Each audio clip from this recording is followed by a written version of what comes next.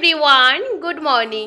আশা করছি তোমরা যে যেখানে আছো প্রত্যেকেই খুব ভালো আছো আর সুস্থ আছো।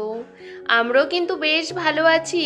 আমার আজ আরও একটি নতুন ব্লগে তোমাদের সকলকে জানাই অনেক স্বাগতম। আজকের দিনটা ছিল রবিবার আর এখন ঘড়ির কাঁটাতে সকাল 5:30 মতো বাজে।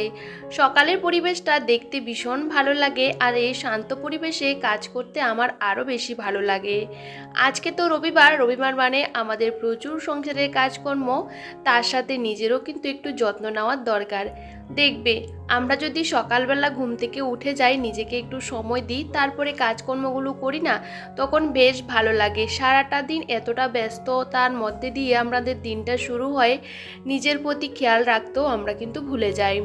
যাই হোক, সকালবেলা ঘুম থেকে উঠেছি, উঠে একটু হাঁটাহাঁটি করলাম, তারপরে এই যে নিজেও একটু ফ্রেশ হয়ে যাচ্ছি। এখনও কাজকর্ম সেরকমভাবে হাত দিইনি।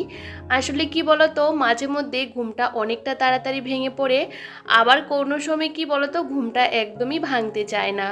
তবে আমার আজকে ঘুমটা 5টার সময় ভেঙে গেছিলো, তারপরে এদিক সেদিক করে করে আমার 5:30 বেজেই গেছে। যাই হোক, এখন ফ্রেশ হয়ে গেলাম। আর সকালবেলা একটু মুখের মধ্যে কিছু না লাগালে সারাটা দিন এত কাজের চাপ থাকে, কিছুই করতে পারি না। আর কালকে একটু শ্যাম্পু করেছিলাম, সেহেতু মাথার মধ্যে তেল দিয়ে দিলাম, কারণ তেল না দিলে আমার আবার ভালো লাগে না, চুলগুলো কীরকম হয়ে থাকে। যাই হোক, চুলগুলো সবসময় গুটিয়ে বেঁধে রাখি, কারণ এই গরমের মধ্যে ছাড়তে ইচ্ছে করে না। ছেলে এখনও ঘুমাচ্ছে, তো ভাবলাম সকাল সকাল উঠে পড়ি। আর ও ঘুমিয়ে থাকতে থাকতে আমি যদি কিছুটা কাজ করতে পারি, তবে আমার জন্য অনেকটাই ভালো। আর কালকে চিয়া সিড ভিজিয়ে রেখেছি, আর সেটা গরম জল মিশিয়ে এখন খেয়ে নিচ্ছি। আসলে কি বলতো, সকালটা এত ভালো লাগে, কাজ করতে অনেকটা আনন্দ পাওয়া যায়, কারণ ঠান্ডা ঠান্ডা ওয়েদারে কাজ করতে বেশ ভালো লাগে। কারণ আমাদের এখানে বেশ গরম পড়ে গেছে, জানো তো, একটু বেলার দিকে এত পরিমাণে গরম লাগে, কাজ করতেও ভালো লাগে না। সেহেতু ভাবলাম ছুটির দিনে যদি শুয়ে থাকি, তাহলে কাজগুলো করতে অনেকটা দেরি হয়ে যাবে। তার মধ্যে বাচ্চা আজকে বাড়িতেই থাকবে, যেহেতু ওর স্কুল নেই, তো সেহেতু আমি সকালবেলা উঠে পড়েছি। দেখবে, কাজকর্মগুলো সেরে নিলে বেশ ভালো লাগে। আর এখন বাইরের জায়গাটা কিন্তু আমি ঝাড় দিয়ে নিচ্ছিলাম। আসলে আমার বাড়িতে সেরকম কিন্তু পাতা টাতা পড়ে না, তারপরও বাসি জায়গা বা কোনো কিছু রাখতে আমার ভালো লাগে না। তার মধ্যে ছেলে যখন ঘুম থেকে উঠে না, এই সমস্ত কিছু দুষ্টুমি করতে করতে এটা সেটা ফেলে দেয়, সেহেতু আমাকে দুবার করে ঝাড় দিতেই হয়। আর জানো তো, আমার এই সামনের জায়গাগুলো সবসময় পরিষ্কার করে রাখতে আমি ভীষণ পছন্দ করি।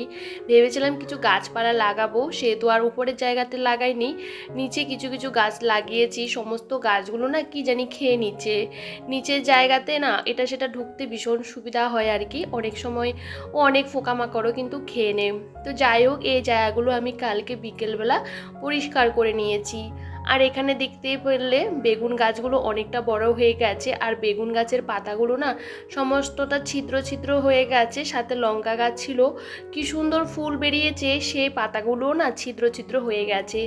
জানি না, আসলে আমি কোনো সার ওষুধ কিছুই ব্যবহার করি না, তো জল দিই শুধু, এভাবে হয়। তো দেখছি এগুলো এরকম হয়ে গেছে, জানি না কি হবে, একটু বৃষ্টি হলে বেশ ভালো হতো। তো দেখো, এখন বাইরের জায়গাটাও ভালো করে ঝাড় দিয়ে নিয়েছিলাম। আসলে কি বলতো, সকাল সকাল উঠলে না বেশ ভালো লাগে, অনেকটা কাজ কিন্তু সময়ের আগেও করে নিতে পারি। আর দেখবে, রবিবারে আমাদের প্রচুর কাজকর্ম থাকে। আজকে কিন্তু আমার কাঁচা ধোয়া করব না, কারণ আমি কাঁচা ধোয়া রোজ দিন করে রাখি। আর এখন সেরকম কাঁচা ধোয়ারের চাপটা আমি রাখি না। আসলে কি বলতো, রবিবারে অনেক কাজকর্ম যদি একসাথে করতে যাই, নিজের অনেকটা পরিশ্রম হয়ে যায়। যেহেতু একা সংসার, অনেক সময় ভীষণ কষ্ট হয়, তার মধ্যে আমার এখন প্রচণ্ড কোমরের ব্যথা হয়, জানো তো। তো সেহেতু আমি রোজ দিনের কাজগুলো রোজ দিন করে রাখি, সেরকম কোনো নোংরা টোংরা হয় না। আর জামা কাপড় জমিয়ে রাখলে সেগুলো ধুতেও না অনেকটা কষ্ট হয়। তো দেখবে, রোজ দিনেরগুলো রোজ দিন কেচে দিলে অনেকটাই সুবিধা হয়। তো আজকে কি রান্না বান্না করব, সেগুলোও কিন্তু আগে থাকতে প্ল্যান করে রেডি করে রাখছিলাম।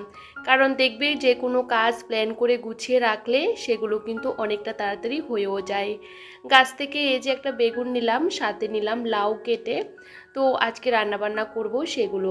তো জানো তো, সবটা রেডি করে রাখলে সমস্ত কাজগুলো করতে অনেকটাই সুবিধা হয়।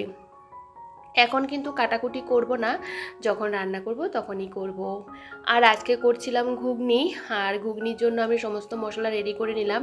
আর এখানে শুধু একটা লঙ্কা দিয়েছি, ভেবেছিলাম লঙ্কা দেব না, তারপরও ছেলেকে যদি লঙ্কা খাওয়ানো না শেখাই তাহলে ও না একদমই খেতে পারবে না।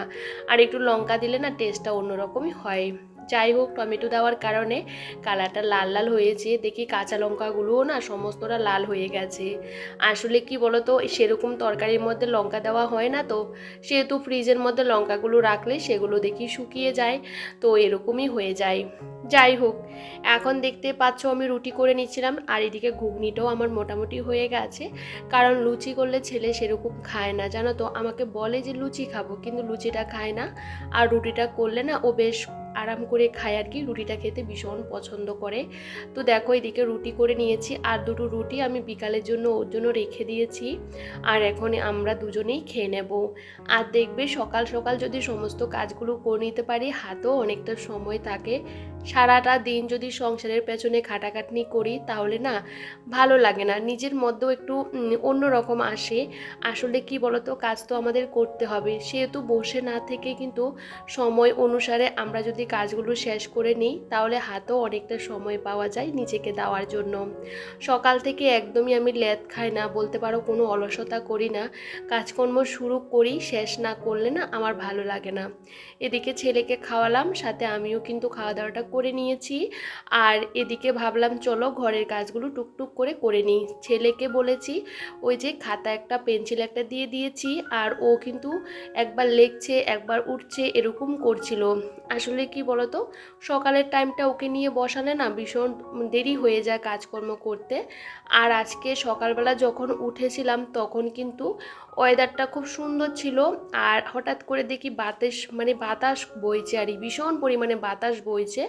তো দেখো, জানালাগুলো বন্ধ করে দিলাম, তো ভাবলাম, কারণ ঘরে জিনিসপত্রগুলো ফেলে দেয় আর কি, আর ঘরের ভিতরে অনেক কিছু ঢুকে পড়ে, আর হাওয়া দিলে কি বলতো, আমার ওই রুমের দরজাটাও বারবার খুলে যায়, তো দরজাও বারবার বাড়ি খায়, তো সে কারণে জানালাটা বন্ধ করে দিয়েছি। আর এদিকে ছেলে একবার টানা হেঁচড়া করছে, কারণ ওকে লিখতে দিয়েছিলাম, সেগুলো লিখলো তো আমাকে দেখানোর জন্য আর কি, তো আমি গিয়ে দেখে আসলাম। তো যাই হোক, এভাবে কিন্তু ওকে নিয়ে আমি কাজগুলো করি, কারণ ওকে যদি আমি ব্যস্ত রাখতে পারি তাহলে কিন্তু আমার মতন করে আমি কাজগুলো করি।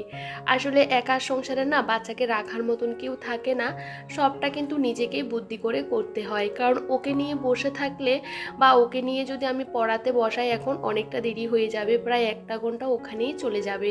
তো তো আমি কি বলতো, ওকে খাতা পেন্সিল দিয়ে রাখি, ও লেখে। আর আমার ছেলে এখন মোটামুটি অনেক কিছুই লিখতে পারে, আর আমি কিন্তু বারবার ওকে কিন্তু একই রকম লেখাগুলো দিই, কারণ ছোট বাচ্চা তো সবসময় না লেখালে না সেগুলো ভুলে যায়। তো যাই হোক, এদিকে তোমাদের সাথে কথা বলতে বলতে আমি ঘরটাও ভালো করে গুছিয়ে নিয়েছিলাম। ওই যে ওয়ালগুলো আমি ঝেড়ে নিয়েছিলাম, ফাঁকাটা পরিষ্কার করে নিয়েছিলাম। আসলে আমি না ক্যামেরাটা সেট করিনি আর কি, ওই কাজগুলো আমি করে নিয়েছি। কারণ ঘরগুলো যদি ঝাড়া হয়ে যায় তাহলে কি বলতো, ঘর দুয়ারগুলো মুছে পরিষ্কার করে নিতে অনেকটাই সুবিধা হয়। আমি সপ্তাহে একটা দিন চেষ্টা করি, এই যে রবিবারে অনেকটা ব্যস্ততম দিন একটা, তারপরও চেষ্টা করি একটু সময় বের করে আমার এই কাজগুলো করে নিতে। আমি এখন বাড়ি থেকে কোথাও বেরোই না, সবসময় বাড়ির মধ্যেও থাকি। আগেও কিন্তু সেরকম বেরোতাম না, তবে বর থাকলে রবিবারে কিন্তু আমরা ঘুরতে যেতাম, স্পেশাল রান্নাবান্না হতো। আর এখন আমি সেরকম বেরোই না, আর সেরকম মার্কেটেও যাই না, কারণ ছেলেকে নিয়ে মার্কেট করতে গেলে আমার ভীষণ কষ্ট হয়। সেহেতু আমার যে প্রয়োজনীয় জিনিসগুলো ছেলেকে স্কুলে দিয়ে আমি নিয়ে আসি। তো যাই হোক, এভাবে কিন্তু আমার দিনটা চলে যাচ্ছে। তবে সংসারের কাজ তো আমাদের করতেই হবে, তাই না? সময় কিন্তু কারোর জন্য থেমে থাকে না, সময় কিন্তু চলতে থাকে। একটা সময় আমরা অনেক কিছু জানতাম না, এখন সংসার করতে করতে আমরা কিন্তু সমস্ত কিছুই শিখে যাব। এখনও সেরকম আমি অনেক কিছু জানি না, যেটুকু জানি সবটা ওই যে নিজের ইচ্ছে আর শক্তির দ্বারাই করে যাচ্ছি। বলতো, যে কোনো কাজ করার এনার্জি থাকলে না সমস্ত কাজগুলোই কিন্তু একা হাতেই করা যায়। যে কোনো কাজের না ইচ্ছে থাকার দরকার, ইচ্ছে না থাকলে আমরা কিছুই করতে পারি না। যেরকম যেরকম আমার একার সংসার, আমি ইচ্ছে করলে শুয়ে থাকতে পারি, বসে থাকতে পারি, শুধু রান্নাবান্না করে ছেলে আর আমি খাওয়া দাওয়া করতে পারি। কিন্তু ওই যে এটা আমার একান্ত নিজের সংসার, আর আমি নিজের সংসারের কাজগুলো করতে ভীষণ পছন্দ করি। যেরকম বিয়ের আগেও না আমি সমস্ত কাজগুলো করতে ভীষণ পছন্দ করতাম। আমি যখন পড়াশোনা করতাম সমস্ত কাজ মায়ের হাতে হাতে করে দিতাম। আসলে কি বলতো, মা সবসময় বলতো সমস্ত কাজ শিখে রাখা অনেকটাই ভালো। আর মায়ের কথা শুনেছি একা একা সমস্ত কাজগুলো এখন আমি কিন্তু নিজে হাতে সামলাচ্ছিলাম। কারণ যখন বিয়ে হয়েছিল শ্বশুরবাড়িতে আমি বেশি দিন থাকতে পারিনি, যেহেতু বর বাইরে জব করতো সে কারণে ওর সাথে ছিলাম প্রায় 1 বছর মতন বাইরে। তারপরে কিন্তু আমি একা একা এই বাড়িতে থাকি, সমস্ত কিছু একা হাতে সামলাই ছোট্ট বাচ্চাকে নিয়ে। যাই হোক, অনেক কিছুই তোমাদের সাথে শেয়ার করলাম। আর এদিকে এই ঘরে চলে এসেছি, ওই ঘরটাকে ভালো করে ক্লিন করে গুছিয়ে নিয়েছি। এখন বাজে 9:30। আসলে কি বলতো, সময় চলে যাচ্ছে, আর সময় একবার চলে গেলে সময় আর কখনোই ফিরে আসে না। আমাদের কিন্তু স্মার্টলি কাজকর্ম করতেই হবে। আর এই যে আমি কিন্তু আমার সোফাটাকে কোনো রকম বের করেছি, ভীষণ পরিমাণে কি বলতো ভারী। আর আমার এই জায়গাটা একদমই শর্ট, বিশ্বাস করো, মানে টাইটাই বলতে পারো। তো যাই হোক, কোনো রকম সোফাটা এই জায়গাতে রাখি, কোথায় বা রাখবো। আসলে কি বলতো, আমি ঘরটার লুকটা চেঞ্জ করতে চাইলেও না চেঞ্জ করতে পারি না, এরকমই থাকে। কারণ আমি কোথায় সোফাটা রাখবো, আর ওইখানে ড্রেসিং টেবিল আলমারিগুলো কোথায় বা রাখবো। তো এভাবে আমি রেখেছি, আমার তো এইভাবে বেশ ভালো লাগে। আর কি বলতো, সবসময় একই রকম দেখতে ভালো লাগে না, মাঝে মধ্যে একটু চেঞ্জ করে রাখলে বেশ ভালো হতো, কিন্তু জায়গার জন্য আমি আর রাখতে পারি না। যাই হোক, সোফাটা আমি সরিয়ে ভালো করে পরিষ্কার করে নিলাম, আর নিচের জায়গাটা আমি ভালো করে মুছে দিয়েছি, যেহেতু সোফাটা ওখানে থাকে। আর দেখবে অনেক দিন থাকলে না একটু ধুলো পড়ে যায়, কিরকম একটা দাগ পড়ে যায়, আর সেটা মুছে দিলে বেশ ভালো হয়। আমরা ঘরের প্রত্যেকটা কর্নার সবসময় পরিষ্কার করতে পারি না, ঘরের মধ্যে অনেক ভারী ভারী জিনিস থাকে, সেগুলোকে সরানো অনেকটা কষ্ট। তারপরও কি বলতো, না সরিয়ে আর পারি না। যাই হোক, সোফাটা ভালো করে ক্লিন করে নিলাম, আর এখন সোফাটা গুছিয়ে রাখবো। আমার সোফাটা না ভীষণ পছন্দের, জানো তো। সমস্ত আমার ঘরে যতগুলো জিনিস দেখতে পাচ্ছ, সমস্ত কিছু আমার বিয়ের সময় আমি পছন্দ করে করেই কিন্তু এই যে অর্ডার করেছিলাম। যাই হোক, এখন এই যে জিনিসগুলোকে ভালো করে ক্লিন করে নিচ্ছিলাম। আজকে আর কেরোসিন তেল দিয়ে মুছলাম না, এমনিতেই যেহেতু আমি সবসময় পরিষ্কার রাখি, আর জিনিসগুলো ভীষণ চকচক করে। তবে জানো তো বন্ধুরা, আমি কিন্তু কাঠের ফার্নিচার কখনো কিন্তু ভিজে কাপড় দিয়ে মুছি না, কারণ কাঠের ফার্নিচার কিন্তু ভিজে কাপড় দিয়ে মুছলে সেটার রঙটা, কালারটা নষ্ট হয়ে যাওয়ার চান্স থাকে বেশি আর কি। সে কারণে কখনো শুকনো কাপড় দিয়ে, না হলে কেরোসিন তেল দিয়ে কিন্তু ভালো করে প্রত্যেকটা ফার্নিচার মুছে নিই, না হলে কলিং দিয়ে মুছি। যাই হোক, এভাবে কিন্তু আমি ঘরের প্রত্যেকটা ফার্নিচার পরিষ্কার করি, তাতে কিন্তু ফার্নিচারগুলো অনেকটা ভীষণ চকচক করে। যাই হোক, শখের জিনিসগুলো সবসময় গুছিয়ে রাখতে ভীষণ পছন্দ করি।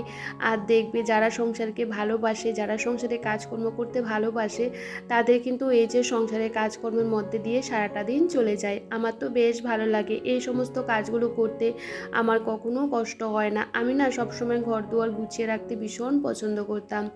আর অনেকে বলেছে যে বাচ্চা হওয়ার পর এই সমস্ত কাজগুলো আমি করতে পারবো না, কিন্তু ঠিকই আমি করে যাচ্ছি।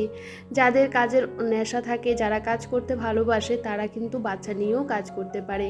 আমি তো ছোট্ট থাকতে ছেলেকে নিয়ে সংসারের কাজগুলো করি, মায়ের কাছে 6 মাস ছিলাম, তারপরে 6 মাস পরে বাচ্চাকে নিয়ে বাড়িতে চলে এসেছি, সবটা নিজে হাতে একা হাতে সামলিয়েছি।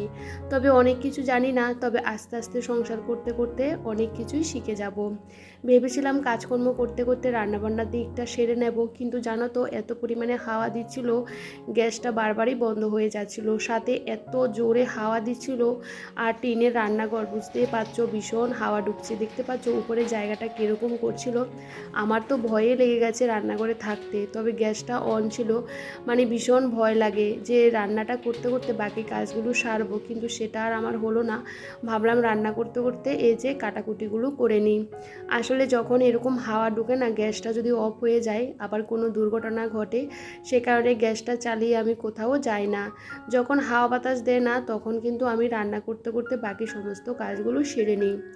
আমার রান্নাঘরটা তো একদমই ভালো না, ভীষণ পরিমাণে বৃষ্টি হলে আর ঝড় তুফানের দিনে এই যে দেখতে পাচ্ছ এরকম অবস্থা করে। বাইরে বৃষ্টি নেই কিন্তু ভীষণ পরিমাণে হাওয়া দিচ্ছিল। যাই হোক, এদিকে রান্না করতে ভীষণ কষ্ট হচ্ছে, কারণ গ্যাসটা একদমই নিভে নিভে যাচ্ছিল। এত অবস্থা খারাপ হয়ে গেছে কি আর বলবো। আর এদিকে আজকে গাছ থেকে যে লাউ কেটেছিলাম, সে লাউর খোসাগুলো আলু দিয়ে আর বেগুন দিয়ে ভাজি করে নিলাম। আর লাউ দিয়ে ডাল আর মাছের ঝোল করছি, এটুকুই রান্নাবান্না করছি। রান্নাবান্না কিন্তু আমার অনেকক্ষণ আগেই হয়ে যেত, যেহেতু গ্যাসটা ভীষণ প্রবলেম হচ্ছে, একবার নিভে যাচ্ছে, সেহেতু হাওয়ার কারণে একটু দেরি হয়ে গেছে রান্নাটা করতে। আর এদিকে কিন্তু লাউ ডালটা কিন্তু আমি সবসময় এভাবেই করি, কারণ এভাবে খেতে আমার বেশ ভালো লাগে। কারণ মাছ দিয়ে বা মাছের মাথা দিয়ে রান্না করলে ছেলে একদমই খেতে চায় না, এভাবে রান্না করলে ও কিন্তু একটু একটু খায়। দেখতে পাচ্ছ এখনও পর্যন্ত হাওয়া বন্ধ হয়নি, ভীষণ পরিমাণে হাওয়া দিচ্ছিল। তো সে কারণে আমার রান্না তো একটু দেরি হয়ে গেছে। আমি রান্না বসিয়েছি 10টা, এখন বাজে 11:30। আমার কিন্তু অনেকক্ষণ আগেই হয়ে যেত, যেহেতু আমি প্রেশার কুকারে লাউটা করেছি, সেহেতু বেশিক্ষণ সময় লাগে না। আর যাই হোক, রান্নাবান্না করার পর আরও তো কাজকর্ম থাকে, জানো তো বাড়ির অবস্থা ভীষণ খারাপ করে নিয়েছে। বাইরে এত হাওয়া দিয়েছে, প্রচুর পাতা টাতা আমাদের বাড়িতে ফেলেছে, সেগুলো আমাকে ঝাড় দিতে হবে আবারও। তো ভাবলাম চলো আগে ঘর বারান্দাগুলো আবারও একবার ঝাড় দিয়ে নিই, কারণ এই হাওয়া দিলে না ভীষণ অসুবিধা হয়। বারান্দার সামনে যে বস্তাগুলো ফেতেছিলাম, সমস্তটা হাওয়া না পুরো রাস্তাতে নিয়ে চলে গেছে। সেই বস্তাগুলোকে আবার আমি পেরেক দিয়ে সেগুলোকে আবার আটকালাম, না হলে কি বলতো বৃষ্টির দিনে কাদা কাদা হয়ে যায়, সে কারণে এগুলো করতে করতে আমার অনেকটা সময় লেগে গেছে। যাই হোক, এদিকে দেখো আমার কিন্তু ঘর মোছা হয়ে গেছে। প্রত্যেকটা কাজ চেষ্টা করি, একটু কষ্ট হলেও নিখুঁতভাবে করার চেষ্টা করি। এটা আমার খুব শখের একটা সংসার, আর এই ছোট্ট সংসারটাকে একটু একটু সাজিয়ে গুছিয়ে রাখছি, আমার তো বেশ ভালো লাগে। আর আমার ঘরে এই আর্টিফিশিয়াল ফুলগুলো আমি সব সময় কিন্তু ভিজে কাপড় দিয়ে পরিষ্কার করে নিই, সেহেতু কিন্তু এগুলো কিন্তু জল দিয়ে ধোয়ার প্রয়োজন হয় না। আর কিন্তু জল দিলে ধুলে সেগুলো কালারটাও নষ্ট হয়ে যায়। আমার তো বেশ ভালো লাগে। মাঝে মধ্যে এই ছোট্ট ছোট্ট টিপসগুলো ফলো করলেই সংসারের প্রত্যেকটা কাজ খুব সুন্দরভাবে করা যায়। আর সংসারের কাজকর্ম করতে করতে সময়টা কিন্তু অনেকটাই শেষ হয়ে যায়, বুঝতেই পারি না। তবে জানো তো, কাজ তো আমাদের শেষ হয় না, রাতে ঘুমানোর আগে পর্যন্ত কাজ আমাদের করতেই হবে। তবে রবিবারের দিনটা আমার এভাবেই চলে। আর এখন কিন্তু ঠাকুর পুজো দিয়ে দিচ্ছিলাম, আর হঠাৎ করে দেখি বৃষ্টি পড়ছে ঝিরিঝিরি করে, এখন প্রায় বাজে 1টা মতন। তবে এখন ছেলেকে খাওয়াবো। আর জানো তো, মাঝে মধ্যে এই গরমে একটু বৃষ্টি হলে বেশ ভালোই লাগে। তবে ঝড়টা আমার ভালো লাগে না, হাওয়াটাও ভালো লাগে না। যদি একটু নর্মালি বৃষ্টি হয় তাহলে বেশ ভালো লাগে। তবে চলো বন্ধুরা, আজকে ব্লগটা এখানেই শেষ করছি। আর আজকে ব্লগটা তোমাদের কেমন লাগলো কমেন্ট করে জানাতে একদমই ভুলো না। সবাই অনেকটা ভালো থেকো, সুস্থ থেকো। তাহলে আজ আসি, সবাইকে টাটা।